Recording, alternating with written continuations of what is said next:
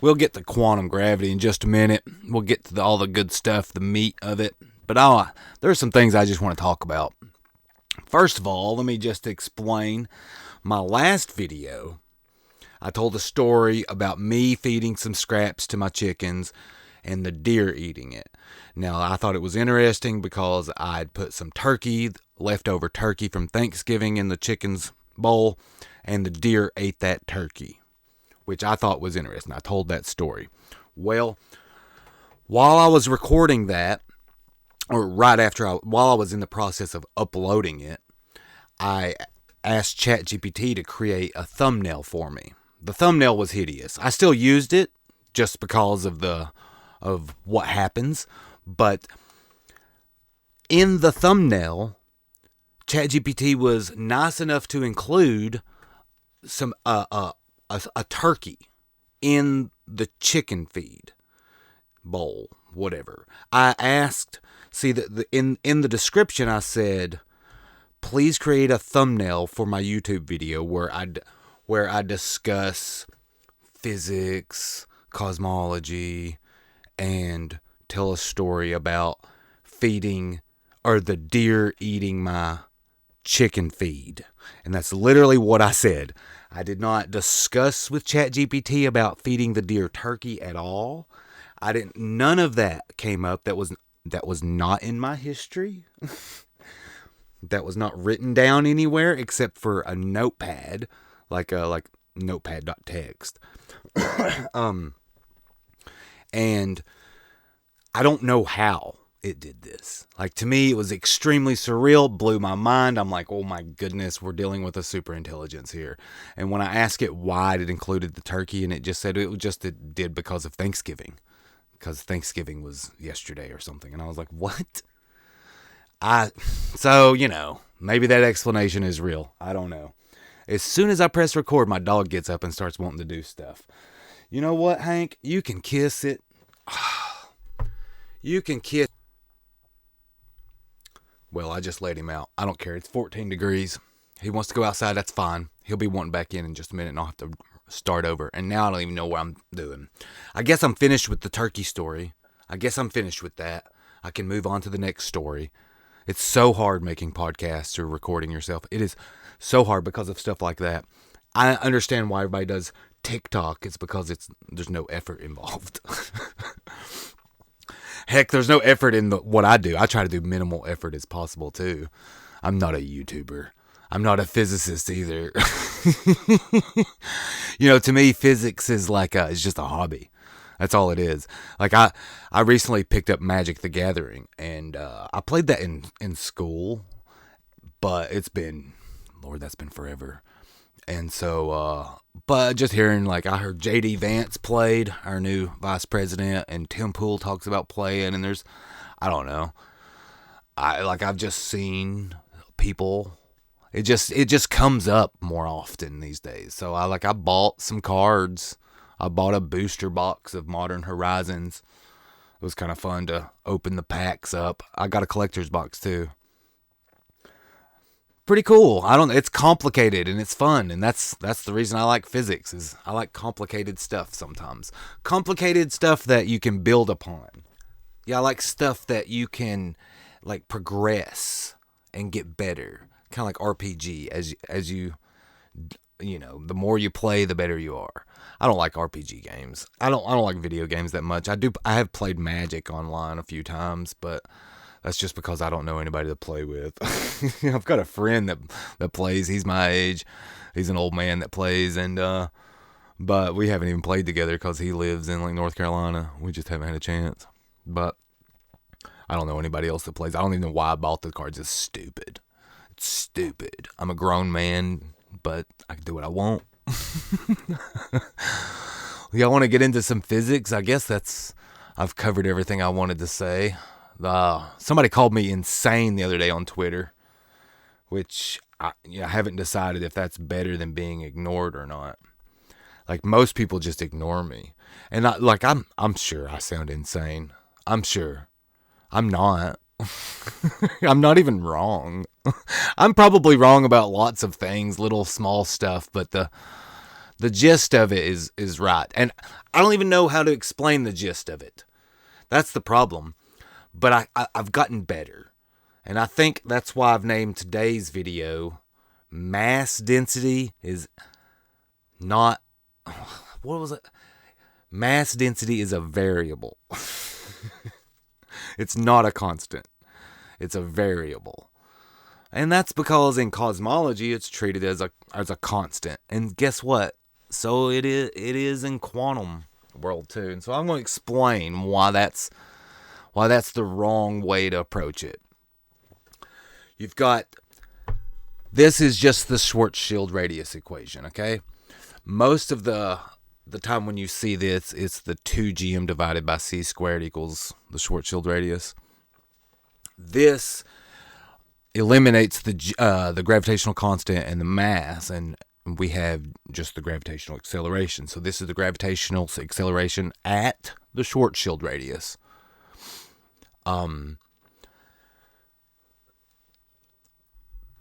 This is the entire basis of my cosmological model. And it's not my cosmological model. I really have nothing to add. What I'm adding is just another interpretation of mainstream physics. And the interpretation is the correct interpretation. I'm not misinterpreting things. Mainstream has misinterpreted things. And that's because in the Friedman metric, or the FLRW, mainstream cosmology, lambda cosmology, they use mass density as a constant. And they say that the universe is homogeneous, and it's not. The universe is symmetrical. You can say the universe is symmetrical, but it's not homogeneous. The universe is the most inhomogeneous thing there is. The Planck scale is to the negative 35, and the observable universe is to the positive 26. I mean, it's definitely inhomogeneous. That's the length dimensions. I should have gave you the density dimensions. We're going to get into density. That's what we're going to talk about today. And we're already 7 minutes in. Most of you have tuned out. I doubt there's any experts left. Maybe there are. But look, everyone can learn this. Anyone can publish this. I'm probably never going to publish just because they demand a level of rigor. You know, it's not even rigor. It's not. That's what they play it off as, but it's like a style of writing that they demand. And honestly, it's pretentious. I can't pull it off. I can try, but it's just, they don't like me. So it doesn't matter. Like, they don't like this. No, physicists do not like the message that I'm preaching. Let's get back into the physics. I'm sorry. I will try to stay focused. This very difficult thing to do is talking to a microphone by yourself. I would love to explain this to someone that actually knows what they're talking about. Somebody with a PhD. You don't have to have a PhD. I'm just kidding. But I don't want to explain this to another crank, or a crackpot like me. It's crackpot to crackpot. It's just you'll never get anything done because the crackpots will never believe you. I think I can get something. I think I can move physics along, but I would have to, you'd have to put me on stage with like Sean Carroll or Neil deGrasse Tyson or something. They wouldn't even have to. I would love to debate those. I would crawl across glass naked if I could be put on stage with somebody like that. So long as the video was uploaded and not deleted, that's what I would demand, that the video remained up no matter what. Because time would prove me correct. So we'll get back into physics. I think that there's this gravitational field. This gravitational field exists from all of the mass in the universe, okay? There's gravity diminishes as you get away from an object. The strength of the gravitational field lessens as you move further and further away from the mass. But it never goes to zero. Well, in mainstream thinking, that's good enough. It never really makes it to zero. One of the reasons that it never makes it into zero in this universe is that there's mass everywhere. You can just pick the least dense spot. Just think of the largest void in the universe, the place with the least amount of mass. There's going to be a gravitational field there. Okay? The thing that I'm proposing here is that there's a minimum gravitational field. We can call it gravitational acceleration. That's what this is. Whatever that minimum is the same throughout the universe in the void as it is at the observable radius, or the Schwarzschild radius. In my model, the Schwarzschild radius and the observable radius are the same thing. This minimum G is the main. It's the main driver. That may not even be the right way to say it. I don't want to overstate things, especially in this video. This video, I want it to be fairly focused. The idea here is that everything in the observable universe is the observable universe, okay? It's all part of the same thing. And so all of these fundamental constants come from the cosmological scale, from the observable radius, from this Schwarzschild radius. These fundamental constants we can derive from this. Anywhere there's c squared appears in an equation, we can replace it with this 2grs. And so this is the Planck length equation, and we add this 2grs in here. And this is the original. I should have started with that, but this is my version and this is the original. I'm just showing you that my version reduces to that version, and that this version actually should include the observable radius and this minimum G. And that would give you the fundamental building block of the Planck length. Now, one of the greatest discoveries that I've made this week, like, this is all cutting edge. I pretty much like to share everything that I learn. And I've had to learn and relearn things and forget and relearn things, and I've said things wrong. I'm always having to update. And that's the way it should be, especially when you're talking about cutting edge physics, okay?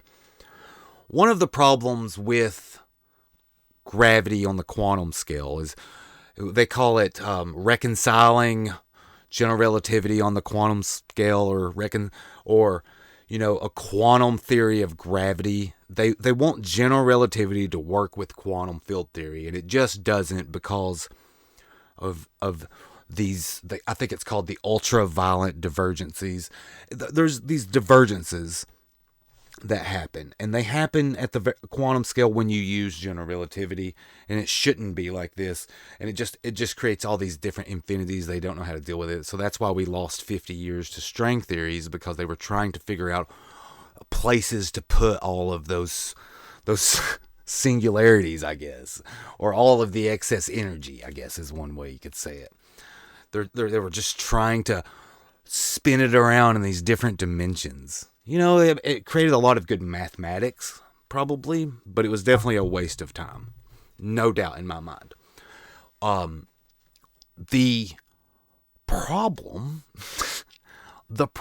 is how they derive the Planck density. I don't have Planck density sitting up here, do I? We'll just go to ChatGPT. So where are we at?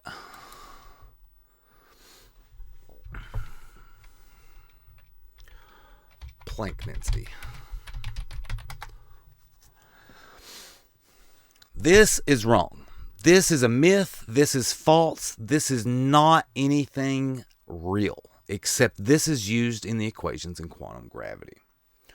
The reason it's not real is because this is not a realistic density. Why is it not a realistic density? Because the Schwarzschild radius for this is less than the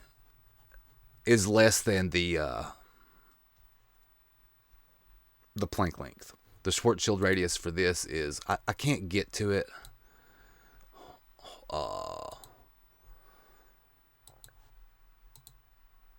See, this is my Planck density. I can't get to it for some reason. Hold on.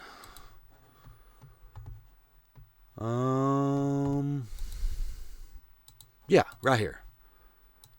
Here we go. Now, I just couldn't click that tab. Now I want to go back to full screen. There we go. Thank you so much for bearing with me. So, this thing that ChatGPT came up with, if you find the Schwarzschild radius for that Planck density, it's less than the Planck length. So this is a figment of their imagination. This is not real. It's not real within the framework of general relativity. So that can be discarded. So what is the Planck density? Well, the Planck density is, you just take this G, you use my G, my gravitational acceleration that we were talking about just a second ago. This right here, we use this to define the density at the Planck scale, because that would be, this is the minimum gravitational curvature. Okay, it's the smallest gravitational field that you can have. Because it's like this at the observable radius, so it should be like this everywhere. And if you take that, then we have a realistic density. This is a realistic mass density for the Planck scale.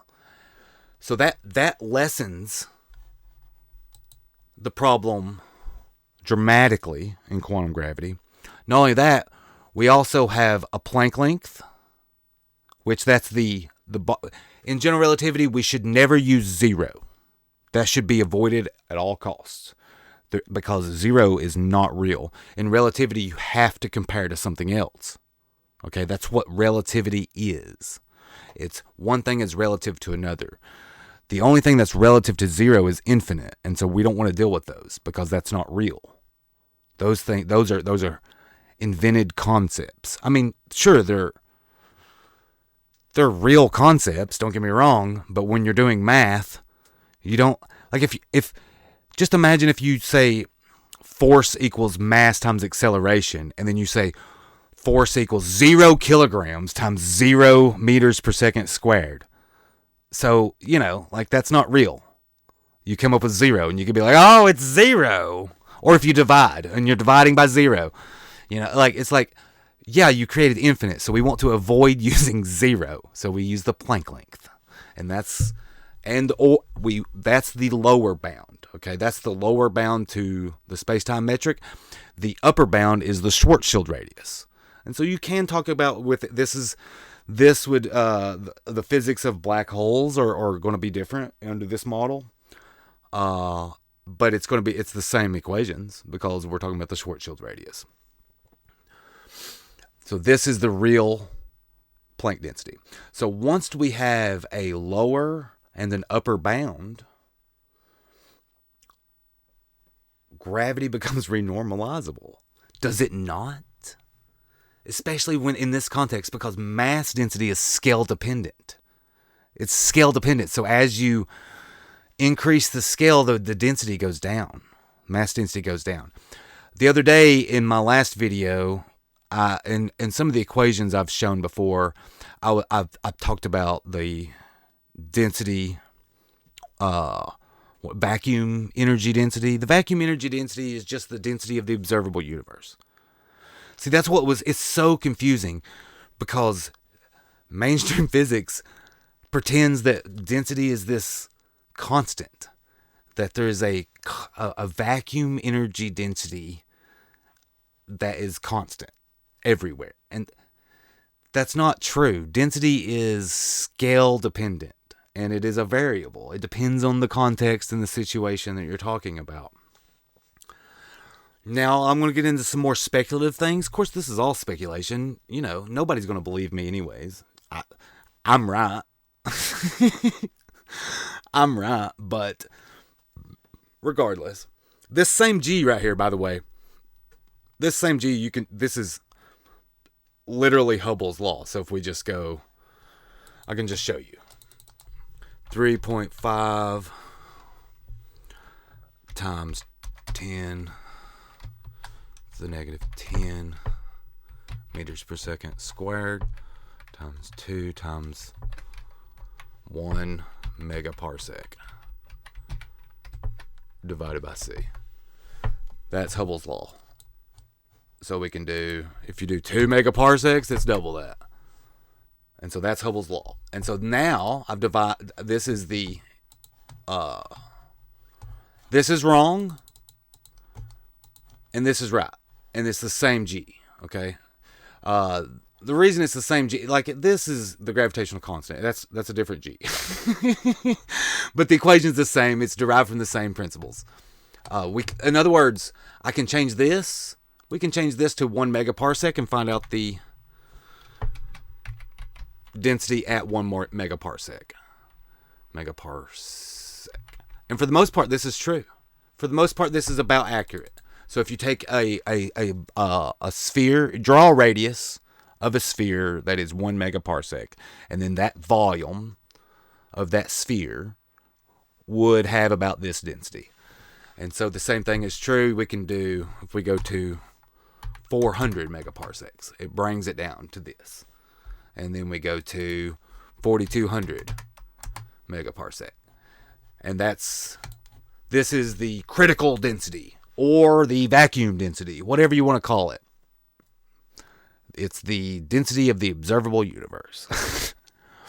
It is not the density of every place in the universe. This is what the Friedman metric says. Mainstream cosmology says that the universe is homogeneous and that this is the density of the entire universe. And that's not true, because we wouldn't be having this conversation. I guess you're not talking back, but I am. Where are we at? What else we got to cover? Okay, the speculative part. I don't even think this is speculative. Of course, I don't think anything I say is speculative. I have confidence in the words I speak. That's not true, but I have a high degree of certainty. I do have confidence in it, I guess. It's just not perfection. But once we have this Schwarzschild radius, we have this pretty picture of renormalized gravity, or general relativity, and quantum field theory. They're reconciled now because we're able to get rid of these stupid divergences, because now we have constraints. There's also this problem with decoherence. Like, when does decoherence happen? And the observer, I think that this Schwarzschild radius, outside the Schwarzschild radius, so outside the observable universe, if we just imagine, it's just more galaxies. If we just imagine outside that observable limit, that is flat space. It's Minkowski space. And so it's kind of like we have a background. First of all, it's like a background that we can use. It's kind of like a second stopwatch almost. It's like a way to track the quantum field and the space-time. Like I say, this is harder. This is more difficult for me to wrap my head around. But I'm pretty sure that this is how decoherence happens. There's interplay between general relativity and quantum field theory at the moment of decoherence. Now, if you don't know about quantum field theory, decoherence is when the wave function collapses. It's basically like when the fake shit stops and reality manifests. And it happens at the observer. It's Schrodinger's cat, the moment of observing the dead or alive cat. That's when the wave function would collapse, and you would figure out if the cat is alive or dead. And so I think that there's this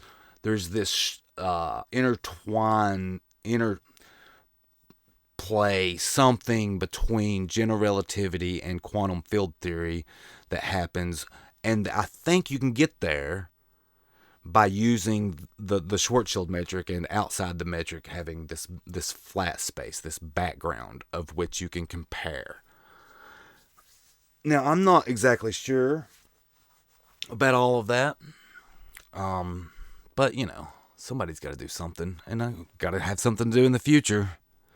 But that's where the research stands right now. I think the biggest takeaway for today is that mass density is a variable. It is not a constant. And that right there is pretty much enough to be able to develop a coherent cosmological model, one without dark energy, dark matter, inflation. What else? None of that.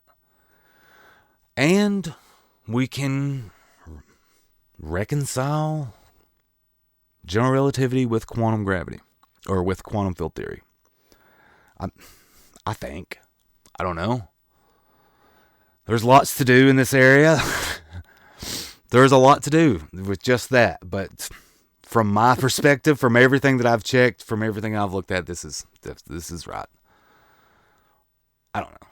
I'm just a hillbilly. Is that enough? I don't know. I'm terrible at this stuff. Like, making YouTube videos is so hard. Or just talking into a microphone is so hard. I would love to be able to debate someone. That's what I would like to be able to do. And the reason is debate is, and like, a conversation's fine, dude. I'm not mad at anybody or anything like that. Like, I talk trash about academics all the time, but individuals, like, would be excited to talk. The thing, I'm offended because they ignore me. And it's just like, to me, it's like, if there's two Magic players and one Magic player has like all the good cards, he has $1 million collection, and then there's somebody else that's just getting into Magic, and the good Magic player just ignored the newer Magic player. That is just absurd to me. Like, most of the time in hobbies, the people that are really entrenched in the hobby are they just greet new hobbyists with open arms, because they're like so excited to share their passion. And that's the way I feel about physics. I'm really excited about it. Like, it's something that I want to discuss about. Like, I've got all of these emails from Richard that I'm going to read here after a while, and I'm pretty excited about reading. Like, there's a lot to get into when you're talking about physics. But when I reach out to like these other people on Twitter or whatever, or mention something in they just completely ignore me. Like, I'm the most ignored person ever, I feel like. And so I don't understand that, because to me, this is a hobby, and I don't know what it is for them, but sure, it's their profession, but did they not choose that because they enjoyed it and they're tweeting about it? I think it's odd that people will just send out a tweet and then there'll be like 5 replies and they don't heart or reply to any of their replies. Like, I block people like that. Like, that just makes me so mad. It really does. Like, I'll think of a thoughtful reply to their tweet and post it, and they don't even like it. And it's not even I'm disagreeing sometimes. Sometimes it's just thoughtful. And then they don't like it. Like, I just get ignored. And I'm like, well, block you, asshole. I'll never respond to your tweet again. Twitter's awful. I want to stop using it. Like, I really do hate it. I like Elon. I'm an Elon fan, but he can't fix Twitter. It's just an awful platform. It's nobody is having conversations. They're just throwing dirt at each other. It's just like a few comments here and there. Anyways, I'm rambling at this point. I'm uploading this one. I don't care. I'm sorry. I know they're terrible. I'm terrible at this, but there's meat here. If you want to do something with it, I think there's meat right here. Have a good night.